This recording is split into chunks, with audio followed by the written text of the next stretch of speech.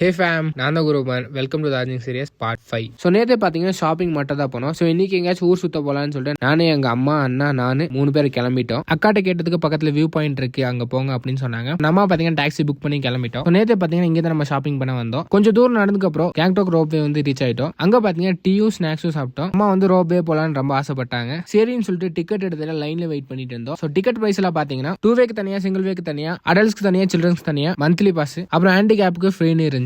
கொஞ்ச நேரம் வெயிட் பண்ணோம். நம்ம கேபிள் கார் வந்துருச்சு. ஒரு கார்ல 20 பேர் போலான்னு சொன்னாங்க. மேல இருந்து வியூ பாக்குறதுக்கு சீரியஸும் செம்மையா இருந்துச்சு. கேங்டாக்கோட ஃபுல் வியூவும் வேற லெவலா இருந்துச்சுங்க. கிளைமேட்டும் செம்மையா இருந்தனால நல்ல ஒரு எக்ஸ்பீரியன்ஸா இருந்துச்சு. ஆனா ரைடு தான் டக்குன்னு முடிஞ்ச மாதிரி இருந்துச்சு. ரைடு முடிச்சுட்டு பக்கத்துலயே அக்கா சொன்ன சைலண்ட் ஜோன் வியூ பாயிண்ட் இருந்துச்சு. வியூ பாயிண்ட் போறதுக்கு நடக்கிற இடமே சூப்பரா இருந்துச்சுங்க. அண்ட் தென் வியூ பாயிண்ட்ல வியூ பாக்குறதுக்கும் சூப்பரா இருந்துச்சுங்க. நீங்க சிக்கிம் வந்தீங்கன்னா கேங்டாக்ல இந்த 2 இடம் விசிட் பண்ணி பாருங்க. ரிட்டர்ன் வரும்போது செம மலைங்க. ஸோ சிக்கிம்ல பாத்தீங்கன்னா மழை பெஞ்சுன்னா பாக்குறதுக்கு இன்னும் அழகா இருக்குங்க.